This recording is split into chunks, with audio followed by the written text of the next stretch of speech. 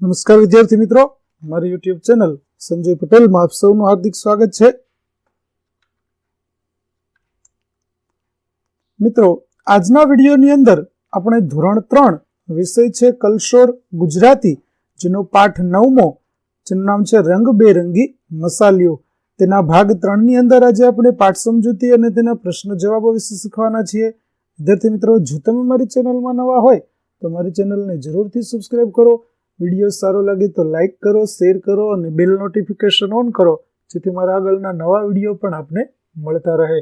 તેમજ વિદ્યાર્થી મિત્રો, આ પાઠની પીડીએફ જોવા માટે પ્લે સ્ટોરમાં જઈ અમારી એપ્લિકેશન વિશ્વગુરુ STD 1-12 ગુજરાતી ડાઉનલોડ કરી તમારા મોબાઈલમાં ઇન્સ્ટોલ કરો.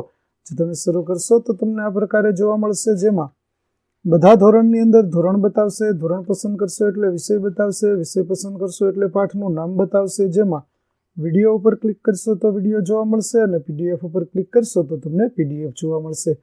તો આશા રાખું અમારી એપ્લિકેશન આપ સૌને ગમશે. જરૂર ડાઉનલોડ કરજો, જે એકદમ ફ્રી છે. તો ચાલો મિત્રો, હવે શરૂ કરીએ પાઠ 9મો, ભાગ 3. સાંભળો, વાંચો, વિચારો અને લખો. અહીં 3 જૂથમાં કામ કરો. ફકરો વાંચી પ્રશ્ન માટે યોગ્ય વિકલ્પ પર ખરું કરો. જરૂર જણાય ત્યાં એક કરતાં વધુ વિકલ્પો ઉપર પણ ખરું કરો. તો અહીં વિદ્યાર્થી મિત્રો, આપણને ફકરો આપેલો છે, તે ફકરો વાંચ્યા પછી આપણે પ્રશ્નના જવાબો આપવાના છે. જેમાં પહેલો પ્રશ્ન છે રાંધણિયું એટલે, તો જવાબ આવશે રસોડું. બીજું, મુલાકાત એટલે, તો થશે થોડા સમય માટે મળવું. ત્રીજું, ક્રિયા એટલે, તો થશે ચોક્કસ રીતે કરાતું કામ અને કામ કરવું તે.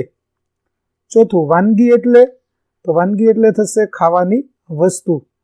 જ્યારે પાંચમું, આમાંથી વાનગી ના હોય તે વસ્તુ ઓળખો, તો વાનગી ન હોય તેવી બટાકા અને પાણી વાનગી નથી. ત્યાર પછી છઠ્ઠું, આમાંથી ક્રિયા કઈ, તો ક્રિયા થશે ઊંઘવું, બગાસું ખાવું, તાળી પાડવી, ખોખો રમવું, રડવું, મનમાં વાંચવું. ત્યાર પછીનો પ્રશ્ન 7મો, રસોડામાં કઈ કઈ ક્રિયાઓ થાય છે, તો કાપવું, બાફવું, શેકવું, ધોવું, મસળવું અને જમવું. આટલી ક્રિયાઓ રસોડાની અંદર કરી શકાય. ત્યાર પછી જોડીમાં કામ કરો. ફકરો વાંચી અને પ્રશ્નોના જવાબો લખો. તો વિદ્યાર્થી મિત્રો, અહીં આપણને ફકરો આપેલો છે, તે ફકરાના આધારે આપણે પ્રશ્નોના જવાબો લખવાના છે. તો ચાલો જોઈએ. ટૂંકમાં જવાબ લખો. પહેલો પ્રશ્ન, આરાધ્યાના કેટલા દાંત સડ્યા હતા, તો આરાધ્યાના 3 દાંત સડ્યા હતા. બીજું, આરાધ્યાને કેવો દુખાવો થતો હતો, તો આરાધ્યાને ખૂબ દુખાવો થતો હતો. ત્રીજું, ડોક્ટરે આરાધ્યાને ક્યાં બેસાડી, તો ડોક્ટરે આરાધ્યાને લાંબી ખુરશી પર બેસાડી. ચોથું, ડોક્ટરે શાના વડે તપાસ કરી, તો ડોક્ટરે ગોળ અરીસો નાખીને તપાસ કરી. પાંચમું, ડોક્ટરે આરાધ્યાને ક્યારેક ક્યારેક કોગળો કરવા કહ્યું, તો ડોક્ટરે આરાધ્યાને કંઈ પણ ખાધા કે પીધા પછી કોગળો કરવા કહ્યું. ત્યાર પછી બીજો પ્રશ્ન, આપેલા મુદ્દાને લગતા વાક્યો ફકરામાંથી શોધો અને તેના સમય પ્રમાણે લખો. આરાધ્યા, દાંતનો દુખાવો પહેલા હતો, અત્યારે નથી. દાંતમાં સડો પહેલા હતો, અત્યારે નથી. કોગળા કરતી ન હતી, અત્યારે કરે છે. અને દાંતણ કે બ્રશ સૂતા પહેલા કરતી ન હતી, હવે સૂતા પહેલા કરે છે. ત્યાર પછી જેમ આરાધ્યા માટે વાક્ય નોંધ્યા તેમ તમારા વિશે વાક્ય લખો અને વર્ગમાં મોટેથી વાંચો. ચાલો, દાંતનો દુખાવો, તો દાંતનો દુખાવો નથી, દાંતનો દુખાવો થશે નહીં. દાંતમાં સડો નથી અને દાંતમાં સડો થશે નહીં. કંઈ પણ ખાધા પછી કોગળા કરું છું અને કંઈ પણ ખાધા પછી કોગળા કરીશ. સવારે બ્રશ કરું છું અને સવાર સાંજ બ્રશ કરીશ. ત્યાર પછી અહીંયા રમત આપેલી છે, જેમાં ગઈકાલ, આજ અને આવતીકાલ એ ત્રણેયના નામ આપી અને તે પ્રમાણે આપણે વાક્યો છે તે બનાવવાના છે. તો ચાલો આપણે રમત કઈ રીતે રમવાની છે ને કેવી રીતે વાક્ય બનાવવાના છે. જેમ કે વાંચવું, તો સિદ્ધિએ વાર્તા વાંચી, સિદ્ધિ વાર્તા વાંચે છે અને સિદ્ધિ વાર્તા વાંચશે. એવી રીતે રમવું, તો ગઈકાલ માટે આવશે અમે સંતા કુકડી રમ્યા, આજ માટે અમે સંતા કુકડી રમીએ છીએ અને આવતીકાલ માટે અમે સંતા કુકડી રમીશું. એવી રીતે અમે રસ રોટલી જમ્યા, અમે રસ રોટલી જમીએ છીએ અને અમે રસ રોટલી જમીશું. હસવા માટે દીપા ખૂબ હસી, દીપા ખૂબ હસે છે અને દીપા ખૂબ હસશે. ત્યાર પછી રંગોળી પૂરવા માટે તો અમે રંગોળી પૂરી, અમે રંગોળી પૂરીએ છીએ અને અમે રંગોળી પૂરીશું. ત્યાર પછી શાક બનાવવા માટે તો મમ્મીએ શાક બનાવ્યું, મમ્મી શાક બનાવે છે, મમ્મી શાક બનાવશે. એવી રીતે લખવા માટે તો અમે કવિતા લખી, અમે કવિતા લખીએ છીએ અને અમે કવિતા લખીશું. ત્યાર પછી દોડવા માટે તો કૂતરું દોડ્યું, કૂતરો દોડે છે અને કૂતરું દોડશે. ત્યાર પછી કાપવા માટે તો માળીએ ઘાસ કાપ્યું, માળી ઘાસ કાપે છે અને માળી ઘાસ કાપશે. ત્યાર પછી 3 જૂથમાં કામ કરો. 2 સભ્ય વારાફરતી ફકરો વાંચી સંભળાવો અને બીજા ફકરામાં વધારે માહિતી આપી છે. તો જુઓ, અહીં 2 ફકરા આપણને આપ્યા છે કે ભૈરવીના કાકાના લગ્ન હતા તે માટે મંડપ બંધાયેલો અને જમણવાર ગોઠવાયેલો. દાળ શાક વડીલોને લાયક હતા પણ મીઠાઈ હતી એટલે ચાલ્યું. હલવો બાસુંદી બધાને ભાવ્યા, છેલ્લે પાન ખાવાની પણ મજા પડી. ચાલો હવે વધારે માહિતી વાળો ફકરો.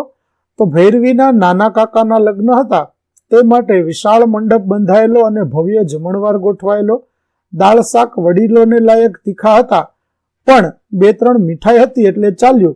દૂધીનો હલવો, સીતાફળની બાસુંદી બધાને ભાવ્યા અને છેલ્લે મીઠું પાન ખાવાની પણ મજા પડી. ચાલો હવે ફકરા નંબર 2 માં કઈ માહિતી વધારાની છે તે લખો અને ફકરામાં તે શબ્દ નીચે લીટી કરો. તો કાકા, તો એમાં નાના કાકા વપરાયું.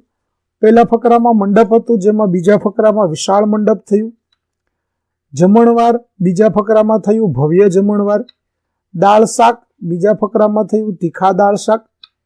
મીઠાઈ તો બીજા ફકરામાં થયું 2-3 મીઠાઈ અને પાન બીજા ફકરામાં થયું મીઠું પાન.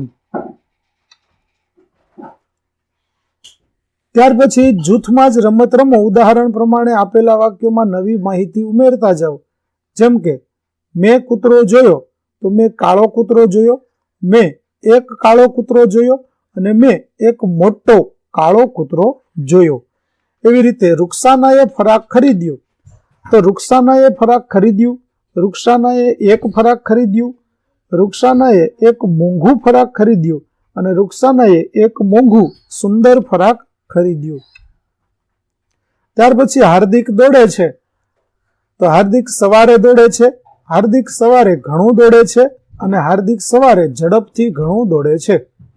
એવી રીતે હવે ચંદ્રિકા રડશે, હવે ચંદ્રિકા ખૂબ રડશે, હવે ચંદ્રિકા મોટેથી ખૂબ રડશે અને હવે ચંદ્રિકા ચોધારે મોટેથી ખૂબ રડશે. ત્યાર પછી વાર્તા સાંભળો, વાંચો, વિચારો અને લખો. ફકરો સાંભળો અને જોડીમાં કામ કરી અને જવાબો આપવાના છે. તો અહીંયા આપણને એક વાર્તા આપેલી છે, તે વાર્તા વાંચી અને આપણે પ્રશ્નોના જવાબ આપવાના છે. તો ચાલો આપણે જોઈએ. પહેલું, ઓળખી કાઢો તે વ્યક્તિ કે વસ્તુના નામની ફરતે ફકરામાં ગોળ કરો. જેમ કે સ્વીટુના ઘરમાં સૌથી મોટું કોણ? તો દાદી. સૌથી નાનું કોણ? તો સ્વીટુ. સૌથી અણીદાર શું છે? તો કે ચપ્પુ. સૌથી બૂઠું શું? તો કે કાતર. સૌથી ઊંચું શું? તો કે હિંચકાના સળિયા. સૌથી નાનું શું? તો કે ઝાપો. સૌથી લીસું શું છે? તો કે ગાલ. અને સૌથી ખરબચડું શું છે? તો છે પથ્થર. ત્યાર પછી સાંભળો, વાંચો અને વિચારો. આપેલો પ્રસંગ મોટેથી વાંચી સંભળાવો, ત્યારબાદ વર્ગમાં ભજવો. તો અહીં વિદ્યાર્થી મિત્રો આપણને એક સંવાદ આપેલો છે. તે સંવાદને સૌપ્રથમ તમારે નાટકના સ્વરૂપમાં ભજવવાનો છે અને તેના આધારે જે પ્રશ્નો આપણને આપેલા છે તે જોઈએ. તો સાચા શબ્દ ઉપર ખરું કરો કે આધ્યાબહેન પ્રખ્યાત જાસૂસ હતા. બીજું, આધ્યાબહેન પાસે ગામ લોકો શહેરીજનો સલાહ લેવા આવે. ત્રીજું, પ્રાણી જંતુને 4 પગ 2 કાન અને 1 પૂંછડી હોય. ચોથું, અદ્વૈતભાઈના ઘોડાના વાળ સોનેરી હતા. પાંચમું, અદ્વૈતભાઈના ઘોડાની ત્વચા ચમકતી હતી. ત્યાર પછી જોડીમાં કામ કરો. આપેલ કોષ્ટકમાંથી પ્રાણીઓ અને તેમના વિશેષ નામ શોધી કાઢો. તે બંને યોગ્ય રીતે જોડીને લખો.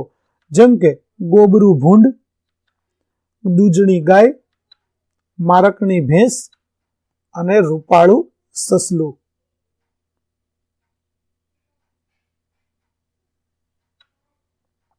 ત્યાર પછી વાનગી ઓળખો તે માટે શું ઉમેરવું પડશે તે ઉમેરો. જેમ કે પહેલી વાનગી થશે જલેબી, તો તેમાં લ ઉપર એક માત્ર અને બને દીર્ઘાઈ કરવાની રહેશે.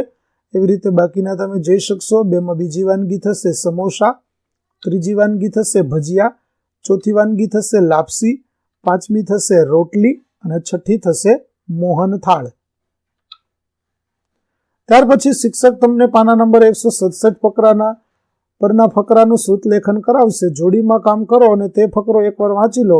શ્રુત લેખન વખતે તમે બંને મિત્ર તે કેવી રીતે લખશો તે નક્કી કરી લો. ફકરો લખાઈ ગયા પછી તમે બંનેએ સી સમજૂતી કરી તે વર્ગને જણાવો.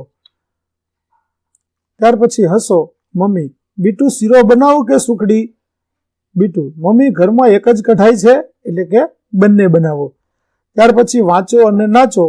એન ઘેન દીવા ઘેન, લઈને દફતર પાટી પેન, આભમાં ઉડે સુપરમેન, સ્કૂલે આવ્યો સ્પાઈડરમેન, સાથે રમકા નિકી નરેન, ભણવા બેઠો છાપ રે, બકઅપ કરે ટેન ટેણ, છોકરા બોલ્યા બાપ રે. તો વિદ્યાર્થી મિત્રો, અહીં આપણો પાઠ 9 નો ભાગ 3 છે તે પૂરો થાય છે. આગળના પાઠનો વિડીયો મેળવવા અમારી ચેનલને જરૂરથી સબસ્ક્રાઇબ કરો.